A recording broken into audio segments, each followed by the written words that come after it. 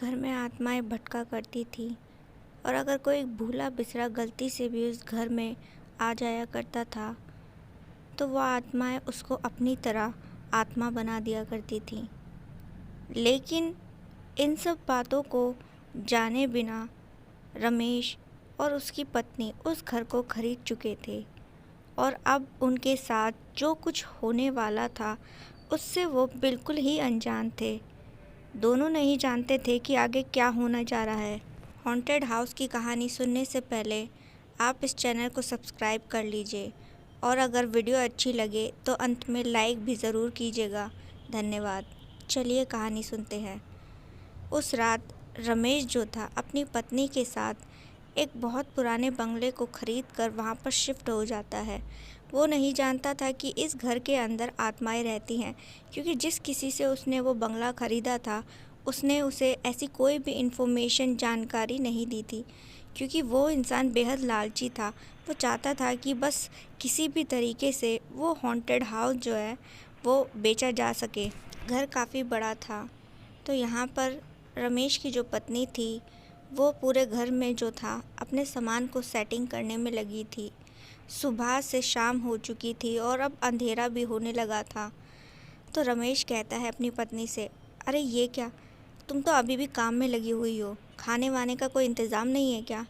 तो इस पर पत्नी ने कहा, इतना बड़ा घर तो हमने ख़रीद लिया, लेकिन इसकी साफ़ सफाई और इसकी सेटिंग वगैरह करने में वक्त तो जाता ही है ना।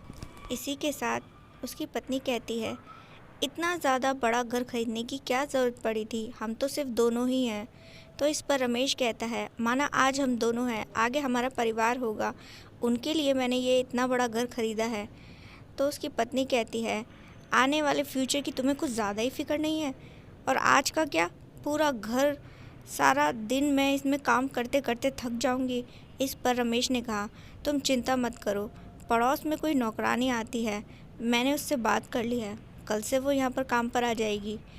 तो इस पर उसकी पत्नी कहती है, चलो ये तो अच्छा रहा, वरना इतने बड़े घर में मैं अकेले काम करते करते थक ही जाती। रात का वक्त था, कुछ करीब रात के 12 बजे होंगे। यहाँ पर रमेश और उसकी पत्नी गहरी नींद में सोए थे, लेकिन घर के अंदर काली परछाइयाँ नाच रही थी, कोई यहाँ से जाती कोई वहाँ से जाती। ये दोनों इस बात से अनजान थे। तभी एक काली परछाई जो है अचानक से ही रमेश के अंदर प्रवेश कर जाती है। इसके बाद जो था रमेश अचानक से ही अपनी दोनों आंखें खोलता है और बिस्तर पर उठकर बैठ जाता है। यहाँ पर उसकी पत्नी को अभी कोई खबर नहीं थी। उसके बाद जो था रमेश अपने ऊपर से चादर हटाते हुए बिस्तर से नीचे उतरता है और कमरे से बाहर निकल आता है। फिर घर से बाहर निकलते हुए वो गार्डन में न जाने किस चीज़ के चक्कर में खुदाई करने लगता है अपने हाथों से ही। यहाँ रमेश की पत्नी की भी नींद अचानक से ही खुलती है, तो उसने देखा कि रमेश उसके बाजू में नहीं है। उसे लगा शायद टॉयलेट गया होगा। कुछ देर इंतज़ार करने पर भी जब रमेश नहीं आता तो यहाँ पर उसकी पत्नी जाकर बाथरूम में देखती है, लेकिन वहाँ पर तो कोई नहीं था। तो यहाँ पर वो परेशान हो जाती है। उसे लगा कहीं किचन में पानी पीने तो नहीं गया, लेकिन तभी उसका ध्यान पानी से भरे जग पर गया। तो उसने सोचा पानी तो यहाँ पर है, फिर वो किचन क्यों जाएंगे। अब जो था रमेश की पत्नी को बड़ी ही चिंता सी सताने लगी थी।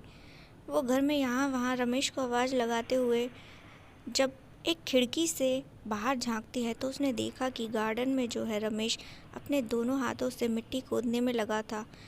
तभी जब वो वहाँ तक जाती है तो देखते हैं कि रमेश जो था वो मिट्टी खा रहा था और उसमें बहुत सारे कीड़े वगैरह थे। ये देखकर एकदम से वो चीख पड़ती है। तभी रमेश जो था अपनी लाल भयानक आंखों से उसकी ओर देखने लगता है। उसकी पत्नी देखती है कि उसकी आंखें इतनी डरावनी भयानक लाल हैं, जिन्हें देखकर उसे बेहद डर लग रहा था। उस वक्त रमेश ने अपनी पत्नी की ओर गुस्से से गुर्राते हुए कहा, जा सो जा, जा निकल यहाँ से। तो यहाँ पर जो था रमेश की पत्नी उसकी आवाज़ में एक अजीब सा बदलाव महसूस कर रही थी। चेहरा तो उसका पहले ही बदला बदला सा लग रहा था। उसके चेहरे में किसी और का ही चेहरा वो देख रही थी। इस वक्त उसे घबराहट हो रही थी। वो अपने मुंह से एक शब्द तक नहीं कह पा रही थी और वो घबराकर जो है वहाँ से भाग जाती है। रमेश की पत्नी बेहद घबरा चुकी थी। वो तुरंत ही अपने कमरे में जब पहुँचती है वहाँ पर ताला वाला लगाकर बैठ जाती है और फिर बैठे बैठे दहशत में ही उसे कब नींद आ जाती है उसे पता नहीं चलता। और जब सुबह उसकी आँख खुलती है तो उसने देखा कि रमेश जो है उसके बाजू में ही लेटा हुआ था और उसका चेहरा जो था मिट्टी से सना हुआ था। ये सब देख एकदम से वो चौंक कर खड़ी हो जाती है। यहाँ पर जब रमेश सोकर उठता है तो वो अपनी पत्नी से कहता है, अरे क्या हुआ, तुम इतनी घबराई हुई क्यों, ऐसा क्यों लग रहा है जैसे कि तुमने कोई भूत देख लिया हो। तो यहाँ पर जो उसकी पत्नी है वो उसके चेहरे की ओर इशारा करती है। तो रमेश जब अपने चेहरे को हाथ लगाता है तो उसके हाथों में मिट्टी लगती है। तो वो देखकर कहता है, अरे ये मेरे चेहरे पर इतनी मिट्टी कैसे लगी हुई है और मेरा शरीर इतना दर्द क्यों कर रहा है। यहाँ पर रमेश की पत्नी इतनी डर चुकी थी कि रात को जो भी कुछ उसने देखा था उसके बारे में वो अपने पति से ज़रा भी जिक्र नहीं करती और फिर पूरा दिन जो है अपने दिन भर के कामों में लग जाती है। रमेश भी सारी चीज़ों को भूलते हुए जो था अपने ऑफिस के लिए निकल जाता है। यहाँ पर फिर से रात गए वही घटना दोहराई जाती है। तब जो था एकदम से ही रमेश की पत्नी बहुत ज़्यादा घबरा जाती है और फिर से पूरी रात उसकी उसी तरीके से निकलती है। यहाँ पर रमेश की पत्नी को अब चिंता सताने लगी थी। उसे इतना तो मालूम चल चुका था कि इस घर के अंदर कुछ तो गलत है और उस गलत ने जो है रमेश पर अब कब्जा कर लिया है। तभी जो है रमेश की पत्नी जो है अपनी एक सहेली से मिलती है और उसे अपनी सारी प्रॉब्लम के बारे में बता देती है। तो उसकी सहेली ने कहा कि उसका जो भाई है वो इन सब चीज़ों का बहुत ही ज़्यादा मतलब माना जाना इंसान है, वो ऐसी चीज़ों पर काबू करना जानता है। तो रमेश की पत्नी कहती है, यार तू कुछ भी करके मेरे पति को ठीक करवा दे, हम उस घर में बिल्कुल नहीं रहेंगे। तो यहाँ पर ये दोनों जो थी उस बंदे को लेकर घर पहुँचती हैं जो कि भूत प्रेत उतारा करता था।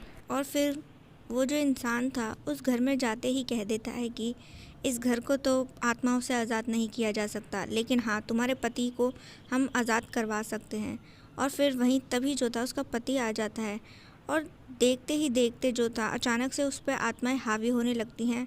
तभी सहेली का भाई जो था तुरंत ही उसका जो आत्माएं थी उनको तुरंत ही कैद कर लेता है। उसके पास एक रुद्राक्ष की माला थी, उसे वो जैसे ही उस बंदे के गले में पहनाता है तो सारी आत्माएं अचानक से ही वहाँ से निकल जाती हैं। सहेली के भाई ने कहा, आज के आज ही इस घर को खाली कर दो, यह आत्माएं बहुत पावरफुल हैं, तुम में से किसी को नहीं छोड़ेंगे अगर तुम यहाँ रहे, ये जगह उनकी है और अब कोई इंसान यहाँ नहीं रह सकता है, ये जगह श्रापित है।